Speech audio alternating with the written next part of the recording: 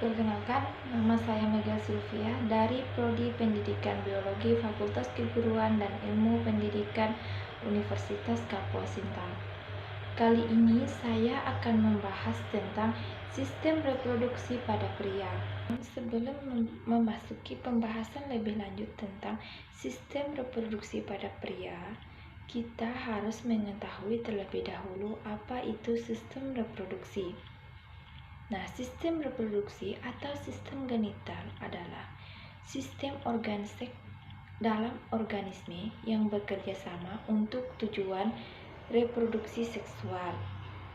Banyak zat non-hidup seperti cairan, hormon, dan faremon juga merupakan bagian terpenting dalam sistem reproduksi. Fungsi dari organ reproduksi adalah untuk memproduksi dan menyimpan serta mengantarkan sperma untuk membuahi sel telur.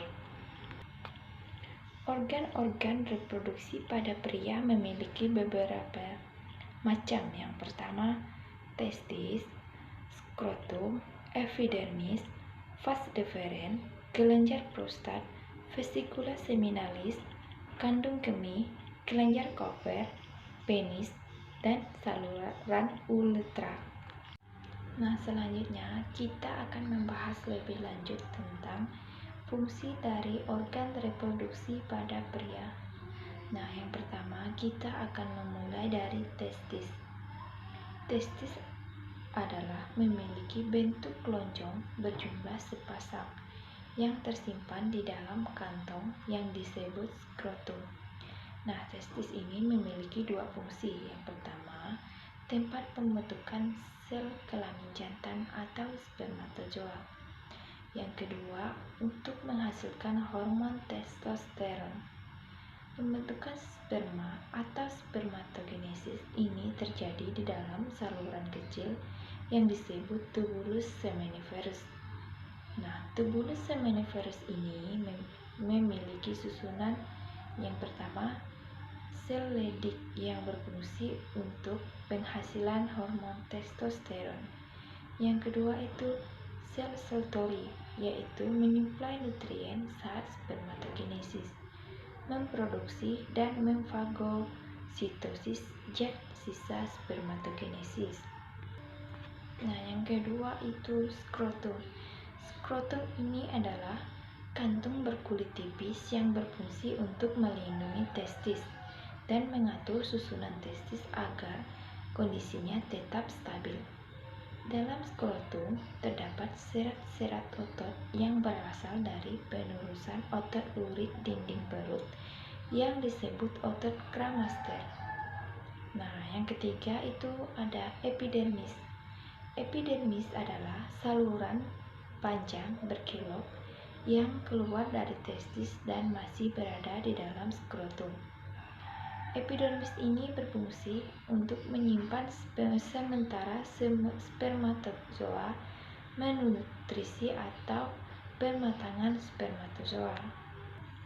Spermatozoa yang sudah mengalami pematangan dalam tubulus seminiferus selanjutnya disimpan di dalam epidermis yang mengalami proses pematangan atau mutasi selama 12 hari dan bergerak menuju vas deferens. Kemudian yang keempat itu ada vas deferens. Vas deferens adalah saluran lurus yang mengarah ke atas dan merupakan lanjutan dari epidermis. Vas deferens tidak menempel pada testis dan ujungnya terdapat di dalam kelenjar prostat. Nah, fungsi dari vas deferens ini adalah sebagai saluran bergeraknya sperma dari epidermis menuju vesicula seminalis, kandung semen, kantung mani, kemudian sperma menuju ejakulasi. Kemudian yang kelima itu ada kelenjar prostat.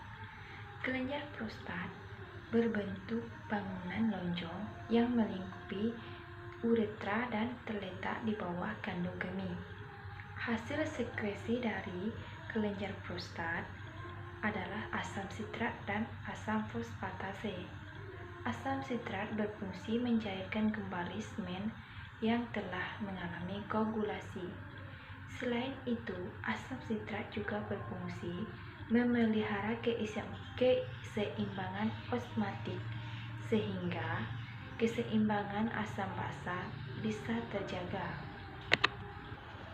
Kemudian yang selanjutnya itu ada vesicula seminalis. Vesicula seminalis berfungsi untuk menghasilkan cairan sebagai sumber energi untuk sperma. Sifat cairan tersebut yaitu kental, kekuning-kuningan, alkalis atau bersifat basah. Cairan yang dihasilkan vesicula seminalis ini banyak mengandung mukosa, asam amino, fruktosa, enzim pengakulasi, dan asam askorbat. Kemudian yang ketujuh itu ada kandung kemih. Nah, kandung kemih ini berfungsi menyimpan urin yang sudah disaring melalui ginjal. Kemudian yang selanjutnya ada kelenjar Kappa. Kelenjar ini merupakan kelenjar yang terletak di belakang uretra sebelum penis. Kelenjar ini menghasilkan mukus bening dan bersifat alkali atau basah. Kemudian yang selanjutnya, yang ke-9 itu penis. Penis merupakan organ yang berperan untuk kopulasi atau persetubuhan. Kopulasi adalah penyimpanan sperma dari alat kelamin jantan atau pria menuju alat kelamin betina atau wanita.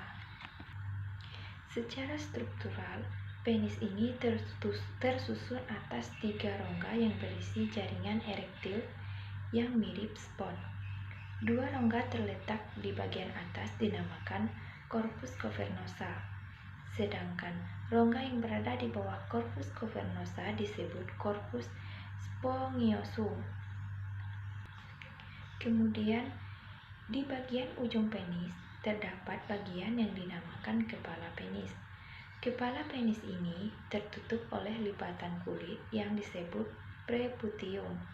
Lipatan kulit inilah yang dibuang saat sunat atau khitan. Kemudian yang ke-10 itu ada saluran uretra. Saluran ini merupakan saluran panjang yang tersusun dari ductus ejaculatorius dan terdapat di dalam penis.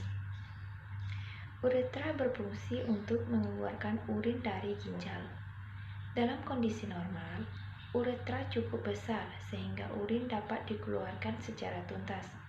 Akan tetapi, ukuran saluran ini dapat menyempit sehingga menimbulkan sumbatan karena beberapa sebab tertentu. Nah, selanjutnya, selain organ-organ reproduksi, kita akan membahas tentang gametogenesis atau pembentukan sel kelamin. Gametogenesis ada 2 jenis proses pembelahan, yaitu pembelahan mitosis dan pembelahan meiosis. Gametogenesis ada 2, yaitu spermatogenesis atau pria dan oogenesis atau wanita. Spermatogenesis adalah proses pembentukan sel di dalam testis atau tubulus seminiferus. Proses ini melalui beberapa tahap sehingga menjadi sperma mata. Berikut adalah contoh atau gambaran dari proses terjadinya spermatogenesis. Dari spermatogonium, sel sperma akan berubah menjadi spermatosit primer secara mitosis.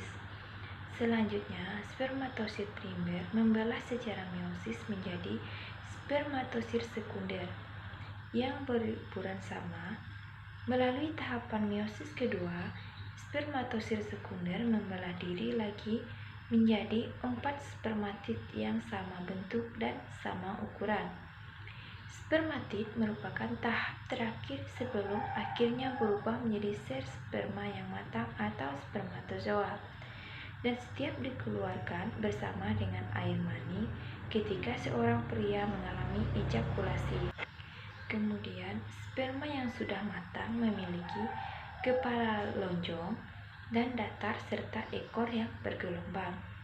Bagian kepala sperma memiliki kromosom dan juga memiliki struktur badan yang disebut akrosom. Akrosom berfungsi untuk menembus lapisan sel telur. Di bagian akrosom terdapat mitokondria kecil yang berfungsi menyediakan energi untuk menggerakkan ekor sperma. Nah, bisa dilihat bagian-bagian dari sperma, yaitu di bagian kepala terdapat akrosom, nukleus, dan sentrion. Kemudian leher, dan di bagian tengah terdapat mitokondria, membran plasma, dan ekor. Sekian pembahasan dari saya tentang sistem reproduksi pada pria. Jika ada kesalahan dan kekurangan, saya mohon maaf yang sebesar-besarnya. Terima kasih.